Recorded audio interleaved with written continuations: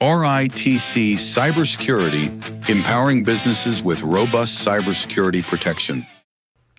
Welcome to Ciphered Reality from RITC Cybersecurity, your gateway into the shadowy world of cybersecurity threats and cybersecurity tips and tricks to protect yourself and your business. I'm Mike Rotundo with my co-host Mari Cherry. Today we'll cover the latest threats, hacks, and how cybersecurity impacts your whole business. Connect with us at ritcsecurity.com/contact. Let's jump into today's top security news. Mari? Okay, are you worried about what your Chrome extensions are doing? The Hacker News, researchers uncover Chrome extensions abusing affiliate links and stealing ChatGPT access. So that's cool. That sounds good. Yeah, that's really great. So while Amazon Ads Blocker offers the advertised functionality, it also embeds malicious code that scans all Amazon product URL patterns for any affiliate tag without requiring any user interaction and replaces it with 10 times profit. Dash 20. I'm not sure what that means exactly. 10x profit? Yeah, dash 20. That's just the name of their extension. Okay. Yeah. Okay. In cases where there are no tags, the attacker's tag is appended to each URL. So, what does that mean exactly? Why are they doing this? They're doing this to get paid. Oh, okay. So, because it's a referral, you've ever clicked on a link from a news story? No, but they're doing it nefariously. What they're doing is they're bumping other extensions off, and they're bumping other tags off, so that the money that would go. So if we had RITC had tags on, so we talked about a specific product, and I'm just going to use Meraki as an example, and we had a deal with Cisco that if people clicked on a link from our blog that talked about Meraki and then went to Cisco and bought a new Meraki, okay, we would get paid. Because we're advertising for them. So now it's people out there that are like influencers or whatever it is out there that are advertising or pushing a product. If you've got this Google extension, instead of it saying Mari Cherry, it's saying, 10x-20 profit. And so they're stealing from you. That's why they listed all these other browsers. Yes. Further analysis has determined that Amazon Ads Blocker is part of a larger cluster of 29 browser add-ons that target several e-commerce platforms like AliExpress, Amazon, Best Buy, Shein, Shopify, and Walmart. Yep. Yikes. Exactly. That's huge market. It's big money. Wow. Okay. Yeah. Okay. I have one last thing. Socket also noted that the extension listing page on the Chrome Web Store makes misleading disclosures, claiming that the developers earn a small commission every time a user makes use of a coupon code to make a purchase. So it's not a small commission, huh? No. It's basically the cut. It's basically replacing other creators and stealing their cut, which could be as high as 10 or 15 or 20%. So, and what the other thing it's additionally saying is that for those that don't even have a tag, they're adding a tag. So even if it wasn't not referred by Mari Cherry, the influencer, it's adding their own code anyway. They're just putting one. Yeah. Wow. How do you tell? How are people supposed to know? Well, they don't know. It's the people, the Amazons, the Sheins, the rest of them. They have to take care of it. Yeah, they have to take care of it. But users have to. Now you're being aware that this Amazon Ads Blocker is out there. I mean, how many times have we said in the last, 6 months, be careful what you put on your browser, be careful what your extensions are. What? But I mean, it's like, seriously, why are you adding these third-party extensions? And I get it. Their sale is, we'll save you 10% at Amazon, or we'll save you 20% at this or that, and whatever. Sure. In reality, every dollar counts. Yeah, but in reality, they're just scamming you, and they're scamming them, and they're stealing their data, and they're, that's the other side of this. They're stealing data. Mm-hmm. Yeah, always. Always. Yeah. Gosh. Yeah. I feel like that's what it always comes back to. Always comes back to what they can take, what information they can get on people. Mm-hmm. Yeah, it just 100%. makes sense. Yeah. It makes sense. Yeah. It's just frustrating. All right. That's all I've got for that one, if you're ready to move on. I think that's enough. Oh, great. Okay. AI Secret stolen from Google. Stay tuned to hear the story. Okay. This is also from the Hacker News, I think. Yeah. Again, from the Hacker News. Ex-Google engineer convicted for stealing AI secrets for China startup. That's really good. Bastard. I know. Come on, man. A former Google engineer accused of stealing thousands of the company's confidential documents to build a startup in China has been convicted in the U.S., the Department of Justice announced Thursday. So was he working remote? Was he in China? I think he was here. Oh, okay. Lin Wei Ding. Did I say that wrong? Right? AKA Leon Works for me. Ding. All right. 38 was convicted by a federal jury on 7 counts of economic espionage and 7 counts of theft of trade secrets for taking over 2,000 documents containing the tech giant's trade secrets related to artificial intelligence technology for the benefit of the People's Republic of China. Awesome. Yeah, that's really great. 2,000 documents. Who knows how big those documents were, too? That could be a lot of information. Contained. Yeah, that's what I'm saying. That could be a lot. Google does DoD work. So, we got that going for us. I love it that, these big companies like them and Microsoft and a couple of the other ones sit on the CISA Council to tell us how to secure our stuff. And then they do this. Well, and it's like... Do as I say, not as I do. Exactly. Well, why did Leon Ding have access to this stuff? Yeah, that's a good question. Why did he have? Maybe he didn't. Do you think he did? I didn't see that in the story. Yeah. He had access to it. He didn't just sneak in there and take it. Cool. Yeah, and then, his attorney argues that Google didn't do enough to protect it. Well, obviously he didn't do enough to protect it, but yeah. He obviously had access to it. And then I think at one point in the story, and I did copy that note down, but I guess he asked somebody else to steal more documents for him and after he was already gone. Oh, good. Yeah. Yeah. Yeah. So, yeah. And I think that's how they found out because, if you take documents that you have access to for our RITC, I'm never going to know. You're just going to take copies of them. Yeah. Not giving you any ideas, but... No, I'm just kidding. What am I going to do with it? I don't know. Yeah, exactly. But you share them with your kids. Yeah, they'll color on them. So reading material. Exactly. Put them right to sleep. Exactly. Oh, Mom, I'm having trouble sleeping. Here you go. Read our acceptable use policy. I got you. Yep. Yeah, exactly. Our acceptable use policy. That'll do it. What does remediate mean? I don't know. Just go back to sleep. Oh, shoot. I had dreams of Jira tickets. I'm going to be like, Mom, what's a Jira? What is a Jira? It's a dinosaur. Gyrosaurus. Wait, it could be. Exactly. Oh, it could be. I like that, actually. Gyrosaurus. Yeah, definitely a duck-billed. That sounds right. Okay. We're off on a tangent, but we are funny. for sure. We're entertaining ourselves. That's all I've got for that one. Unless you want to... No. There was... Okay. Yeah, there was more to it, but it's a pretty fascinating story. And Google chooses openness over security. That's the dumbest thing I've ever heard from a technology company. That's just stupid. That's just, I'm sorry, no offense to the people who work there, but come on. Yeah. One of the U.S. attorneys said, we will vigorously protect American intellectual capital from foreign interests that seek to gain an unfair competitive advantage while putting our national security at risk. But it's like, yeah, that sounds good, but I think as a whole, there needs to be more guardrails in place. Yeah. Right? Yeah, the companies need to be responsible for their own actions, right? Yeah. It's just... Yeah. So. What do you do? Yeah. All right. Okay. Moving on? Yep, moving on. Okay. Dark web market site busted. Coming up next. Okay, townhall.com co-creator of dark website Empire Market, which I think is a cool name. Oh, that's a good job, guys. Admits role in 430 million illegal marketplace. I don't know why I said it like that. They're not eels.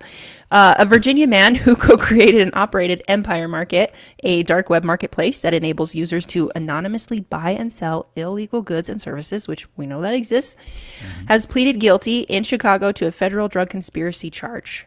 Oh. Raheem Hamilton, 30, of Suffolk, Virginia, entered the guilty plea on Monday in U.S. District Court for the Northern District of Illinois. There are a lot of places mentioned in this story. The conviction is punishable by a mandatory minimum sentence of 10 years in federal prison. Yikes. And a maximum of life. Dang. His sentencing is set for June 17th this year. Maybe we'll do a follow-up story on that. Yeah, see what actually happens. See where he gets in the 10 years to life. It's just, I mean, that's a lot of money, don't get me wrong. Yeah. But also, I mean, if you could guarantee 10 years, I am not going to condone that behavior. No. Nope. It doesn't seem worth it, though. That's a long time. 10 years is a long time. Even 10 years. But life is a little bit longer. Yes, it does. I don't think it's worth it. And then it's the same. Oh, yeah. Well, again, sad. It's not worth it. Not worth it. No. Not worth it. It never is. No. Yeah, it's interesting because they said that they established that all transactions on the site be done in Bitcoin. So, and then they had to give up. One gave up 1,230 in Bitcoin and 24.4 in Ether, as well as properties that they owned. Wow. Well, don't do stupid shit. Exactly. Stupid games win stupid prizes. Exactly. Just don't. Exactly. Just, live more simply, I guess. That's my advice there. Well, I mean, exactly. Well, and what they did is they elicited, illegal transactions would include everything from drugs to prescription drugs to legal drugs to tanks and humans. I mean, that's what those marketplaces sell. And then, the other thing is that, they're out there and they're doing this stuff. But remember, we talked about a while ago, the reviews. Yes. So I'm sure they had plenty of reviews. Go to Empire Market. You can get everything. It's like, I bought an SA-7 anti-aircraft unit. Great. At Empire Market. Or, That's wild that you can actually sell those things and get away with it. How is that not? Well, they didn't, but. Yeah. I think that was in business, though, for like 10 years. That's what I'm saying. Yeah. How is that stuff? How? That's insane. It's on the dark web, so you have to find it. You need to know where it goes. You have to be vetted. You have to be able to get through it. So most likely they flip some kind of informer or some partner or somebody knew somebody that got them into the website. Man, that seems like a whole lot of stress. There's a whole lot of communities we don't know about that live in this underground world. They really do. And, that the illegal marketplace is the illegal marketplace. Yeah. I don't want to get involved in it, but I do wish I could leave some random reviews for people. I think that would be a lot of fun. I'd like to read the reviews. Me too. Me too.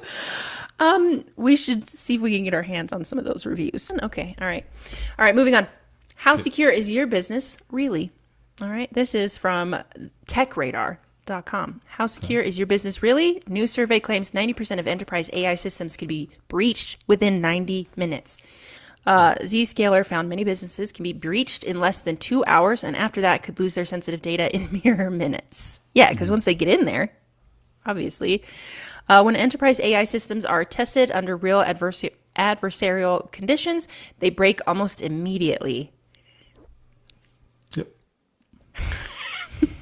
Yep. I'm just going to let that sink in for a minute. Let that matriculate marinate in your brain. Yeah. Marinate. They break almost immediately. Yeah. The researchers said, noting how in controlled scans, they were able to find critical vulnerabilities in under 90 minutes for the majority of systems tested, 90%. The median time to first critical failure was 16 minutes.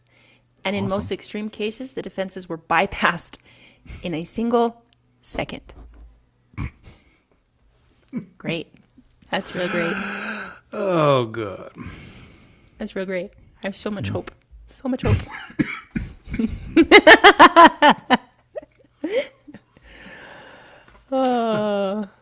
Pen and paper, people. That's what I'm saying. Yeah. All right. Well, I think that's great. I think we should. Yeah. We can write our podcast and just send it to everybody in the world, all our 3 billion listeners. Newsletters, actual mail. Yeah. There you go. Yeah. Billions of listeners. Mm-hmm. That's a whole... How many jobs would that create? Just filling envelopes. Right? Yeah. 3 billion email. Or 2 million. Dang. Yeah. That's a lot. Yeah. So many jobs. Look at us go. Yeah, That's really exactly. AI, I don't believe was ever meant to be stressed like this. It just never was. And, No. I think people are realizing that they're not built with robust enterprise security controls. I mean, we discovered that with ChatGPT when we were implementing Teams for someone, and the documentation didn't even match the controls that were there. Nope. And the granularity wasn't there. And then I love the final little small print of, we can't guarantee we won't train on your data, but we probably won't. It's kind of reminds me of the live action Jungle Book when the reporter asked the kid, I think his name was Jason Lee, that was playing Mowgli. He's like, "Oh, it's so cool that you get to play with big cats. They're tame big cats." And he's like, "No, that just means they probably won't kill you." Probably. I feel real great about that. Yeah.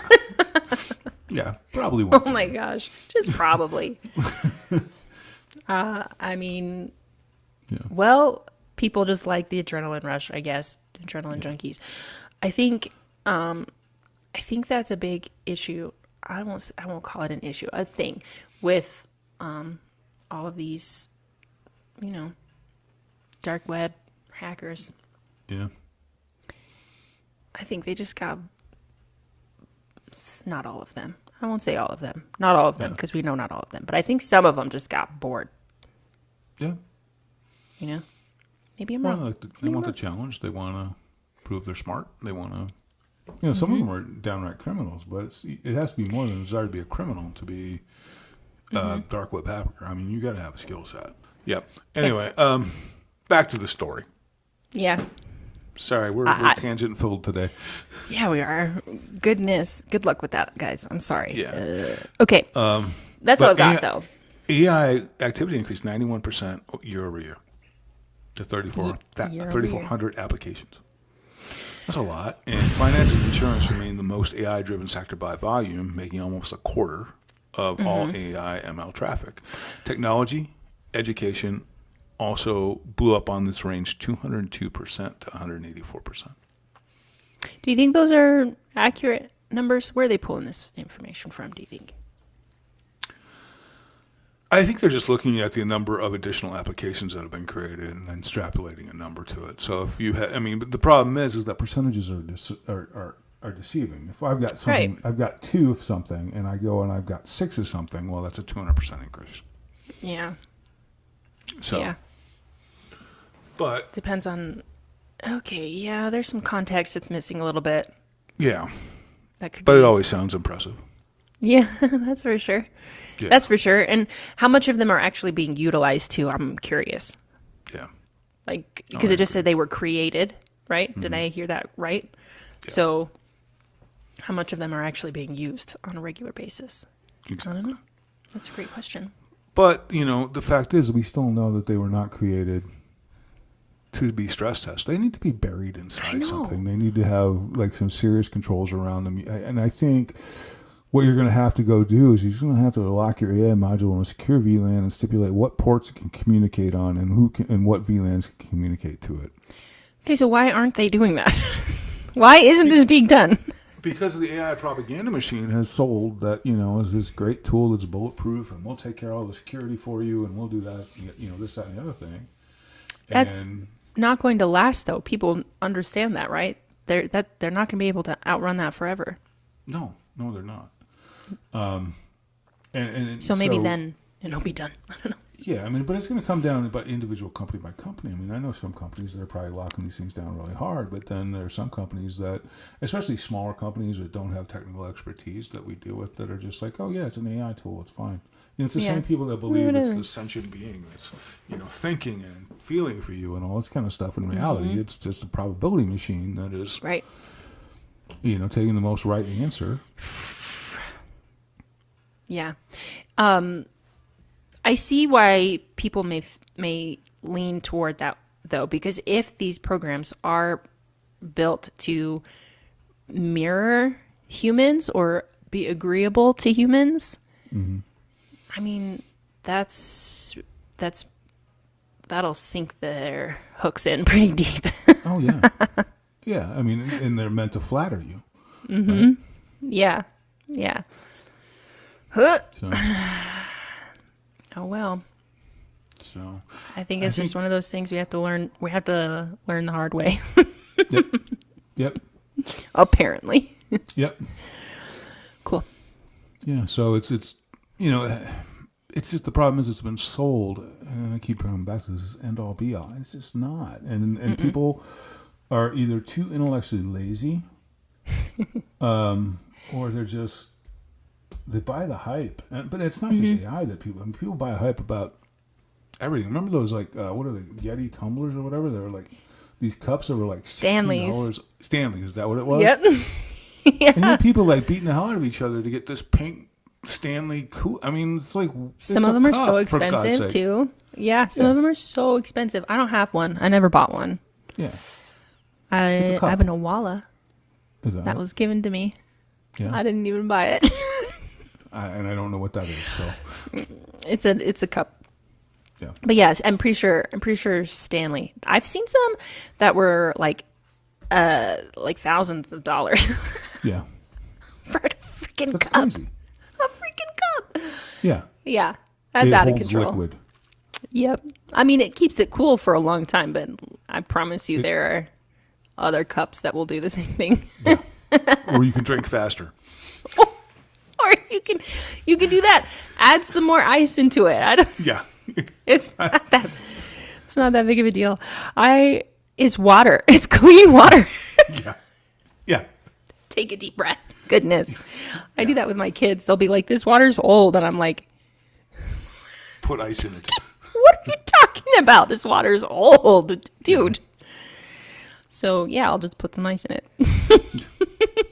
Although it's funny, you find in the cigar shop all the time because they all have bottles of water for free. And you'll just find these 1/4 drunk bottles of water sitting on the table, and it's like you have to move them because otherwise you're not going to be paying attention, and you're going to drink someone else's water. Yeah. So backwash. Gross. Yeah. Oh, great! That was a fun tangent. That was really good. But I mean, I think the Stanley analogy is pretty accurate in that it's buying the hype on these things. Well, you can go back to Beanie Babies. Yep. Yeah. Well, play on people's emotions, and you can get them to do just about anything. Mm-hmm. Yeah. Yep. So what's the lesson? Control your emotions. Just don't have any. Just be dead inside. Exactly. That works for you. It works. It works great for me. Yeah. Just be dead inside. I mean, if it works, don't fix what ain't broke. I do like the last line of this story, which is AI is no longer just a productivity tool, but a primary vector for autonomous machine speed attacks by both crimeware and nation state. Yeah. Yeah, that is good. Scalar. Good job pulling that. Yeah. So, there are problems, and they're out there. And so, we have to all be careful with what we're doing. Oh, for sure. Yeah. So, again, I think it comes down to controlling your emotions. If you get too hyped up about something and too stuck in your head, you're not going to think clearly. Yep. Which we talked about that a lot too. Yes, we have. Yes, we have. All right. Well, listen, that's all I've got for news. Okay. I think that's enough. I think we've done quite a bit. Yeah. We've talked a lot on the news. Yes, we have. Okay. It's okay. Why cybersecurity is a whole business issue, not just IT. Stay tuned. All right. When something fails, what commonly happens is, I made bullet points. Operations grind to a halt. Customers lose trust. Regulators come knocking. Revenue drops. And leadership has to answer hard questions if they don't pass the buck. Which happens. Which happens. Yeah. I had to make sure I put that in there because sometimes. Anyway, so operations grind to a halt. Do you want to break these down a little bit? Well, should we just blow through? When you're breached or when you're hacked, I mean, it's just you're gonna everything's not gonna work because you're not gonna be able to function because your IT's down. I mean, it's really the long and the story, and then short of it is that now, unfortunately, everything runs on IT. Everything from our business or to a doctor's office to even assembly lines now. Yeah. So yeah. And every department has risk. So I do have a few examples. If I missed one, let me know. Or if I get one wrong, let me know. Do. That's why I'm here. That's why you let me on the show. Yeah, that's why I let you here. That's why I let you be here for sure. Yeah. So HR handles employee data and onboarding and offboarding. Right. Which can be important if you don't offboard. Well, both are important. But say you don't offboard correctly and you leave credentials open or let someone have access to whatever they want after they're gone. It's not going to be great. Finance wires money and processes payments. If that's hacked and you can't pay people or process payments coming in. Marketing manages websites, social platforms, and third-party tools. That could be a big issue if your third-party tools are not operating. What are some big examples of third-party tools that could have like a big impact if they were compromised? SolarWinds was a big one that happened. Where that compromised and actually exploited millions. Yeah. Additional third-party tools. It depends on how you classify it, but Exchange, Office 365, Google Drive. Yep. Those get exploited, you're in trouble. Adobe, any CRM that you use. And a CRM is customer relations management, like HubSpot, Salesforce, Zoho, one of those. Nice. All right. Last one I have is legal and compliance. So they deal with contracts, privacy laws, and breach response. Yeah. Did I miss any department that should be listed on here? Well, I mean, you've got sales, which is also a concern because you're dealing with contracts and you're dealing with client data and you're dealing with, personal contacts. And if sales can't function or if you somehow lose your credibility, your reputation gets damaged because of a hack, that's going to impact sales. Yeah, for sure. And I can't really think of anybody else. I mean, marketing, I mean, that's just going to deal with the reputational stuff, but... Yeah, but that can be pretty big, though. Yeah. And websites, social platforms, if you can't get your information out. Right. Or try to, mitigate the issue publicly, that could be a problem. But... Yeah. That's true. So I did a pretty good job on this list here, huh? I think you did. Cool. Yeah. I haven't even had any cough medicine today. I don't know what my problem is. It's residual. I guess so. It's just hanging out in my system. Extra codeine. Yeah. I wish. No. Okay. So security decisions are made every day outside of the IT department. Yes. Right? Unfortunately, yes. Yeah. Can you give us some examples of some of those decisions? Well, Put you on the spot? Yeah, no. Yeah. We're going to go with this new software platform. Okay, Yeah. well, has it been validated? No. Has IT looked at it? No. But Do they need to? Do that. Yeah. We're going to be compliant with this compliance framework by X date. Have you talked to IT about that? Nope. Oh, well. Might be a good idea. Might be a good idea. We're going to adopt this new hardware. We are. What does it do? Well, we've already got 2 different tools that do that. Why do we need this additional tool? Well, it does this. Well, so does this. Well, I signed the contract. Good. I feel like all of these are probably real life examples. Yeah, I'm calling back from. There's scars on my back from these. Yeah, Yeah. These are all. These are all lived experience. Yeah. Yes. Yeah. Firsthand. Yeah. I was hoping. You don't get to be in IT this long without. Yeah, I've got beatings that. Yeah. Wars, scars from wars with vice presidents with God complexes and. Oh yeah. And that goes back to people, leadership, who should be answering hard questions, but pass the buck off onto someone else. Yeah. And a lot of it is, well, I came up with this great decision. It's your job, you IT monkeys, to put this all together. But then they don't actually want to follow protocol or proper steps to actually implement these things correctly. And they don't want to get enough budget to do it either. Right. Or enough people to do it. And it's like, right. Well, I need 8 more people to do this. Well, no, that's not happening. You have, then it ain't happening in 3 months. Right. That's hard. Yeah. That's like the VP I dealt with at a major international company that promised a customer that we would be 100% PCI compliant enterprise-wide in 6 months. It's like, are you insane? They just have no idea.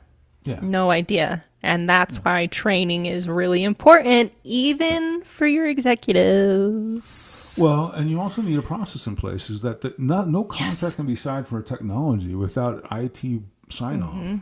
And but, going back to that vice president, I remember one of my people chimed in and said, I don't think we can do that. And he just tore him to shreds in the meeting. And then I went back at him, and it turned into an argument. And then I went to his boss, and then, it was like, well, he's a sales guy, so he's going to win. And you cranky IT people just need to shut up and do your job, monkey, kind of thing. And so, Cool. Yeah, which is why, for a long time in my career, I was a mercenary. Are you going to pay me $2 an hour more? Fine. Right. Yeah. Yeah. If no one's going to have any kind of respect for you, it's hard. It's hard to give that respect. Yeah. Well, do what you got to do. Yeah. So it just needs it. So you need to have process in place for change, for even for purchasing. In order for something to get purchased, it needs to go through IT first. It's preferably through security first. If you have that. If you have that, right? But at least IT people don't. To validate it, and then you need to come out with a standard position on things of what's realistic. And instead of popping off and saying, "Yeah, we can do this in X date," you need to have enough internal fortitude and strength of character to say, I think we can do that, but let me double check with my IT team. Yeah. But generally when they do that, make that jump, it's because they know the IT team's going to tell them no. So it's like, well, I'll just put them in this bind and then they won't have a choice. So. I mean, okay. How often does that actually work? Rarely, if ever. Right. All right, so I do have one last section. Okay. Thankfully. Get back on track here. Yeah. Security most often fails when you have unclear policies. I would say I should have listed this one first, and I didn't. Poor training. I feel like that should have been at the very top. Poor training. Yeah. Rushed decisions, lack of accountability, Yeah. bad incentives. I know you have some good examples for some of these. Oh, of course I do. Yeah. Poor training is always a key, because if your users don't know what they're doing or don't have a clue. I mean, we actually got some great reinforcement from one of our clients today. Yeah. Someone asked her for a social security number and she said no. What do I need to do that for? Right. And she even had called. It wasn't someone reaching out to her. She had called the number, and something that was weird. So I want to look into that, actually. And because that's been a thing, is we've tried to tell people, like, if they ask for information, you hang up and you call them back. Right. She's the one who made the call, and she still had this sketchy thing happen. Yeah. But she didn't do it. Strange. Yeah. But she was smart and she didn't do it. She was trained right. Yeah. It's so awesome. Yeah. Yeah, that was really cool. And then, policies, incoherent policies, is there's two edges to that. There's policies that are out there, they're written, they're beautiful, they're just not followed. Yeah. There's policies that are written, they're crappy, and they're not followed. And then there's the travel knowledge that how you do everything. And so no one does it right. no, but I mean, what you need is the nice policy set that is forced and is it is implemented and enforced. So you need a strong GRC team. So I can give you an example of I was part of a bank merger. And it was a big bank buying a smaller bank. Well, the smaller bank still had its firewall controls and network controls, and they, the big bank had all these rules in place. Yeah. Well, the small bank was we wander over to Jim's desk and say, "Hey, I need you to change this firewall rule for me." Big bank comes out and says, "You can't do that anymore." Nope. So they go and they let it go for a week or so, and then they do an audit of that team and say, okay, where are your firewall change requests? And they say, well, what are you talking about? You've changed 15 firewall rules. We don't have the requests. Oh, no. The entire team was fired. Manager on down. They didn't even find out who made the changes. They just fired everybody. Whoa. Yeah. Now, guess what policy was always followed after that? Tell us, what policy was it? That was the firewall change policy. It was always followed. Would that be change management? That would Does be that part of fall? change management, yes. Okay. Yeah. Oh, I'm learning. Yep, there you are. So that's what, unfortunately, sometimes you got to go to prison rules to get your policies followed. Because once that happens, the message is made. You have to make an example, unfortunately. What it comes down to is I talked to one of the guys because I knew one of the guys that was involved with the termination decision. He's like, we were going to get rid of that group anyway. We just used it as an object example. Well, they were redundant because they already had a firewall team. So they were from the smaller bank. They were from the smaller bank, and they were going to just get let go, or they might have been, if they were decent, they would have been merged in. But he's like, it was just as easy to fire the whole team, that sucks. and used them as an object lesson. Yeah. So it wasn't just they're not just sadistic, but it was a pretty harsh thing that most people are like, whoa, Oh shoot. Yeah. So I will play by the rules going forward. So it's change management. Invoke that fear. But change management is critical too, because you don't want random changes made that are not A, tested, B, approved, B, communicated, right? Especially when there's a user-facing application. Yeah. Right? I mean, how often, we just ran into another client today that was talking about how their marketing team made all these changes and were never approved, were never legally approved, and now they're liable for them. And it's like, what do you do? I don't know what to tell you. Follow the rules. That's the way we've always done it. Well, guess what? You don't get to do it that way anymore. So have a good policy set, thorough. Make sure your employees follow it.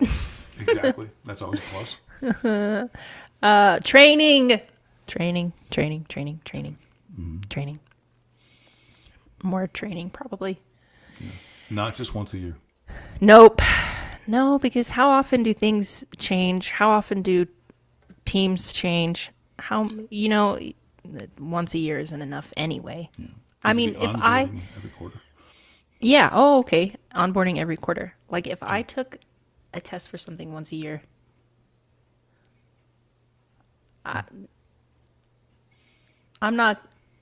I would need it more than once a year. I'll just say that.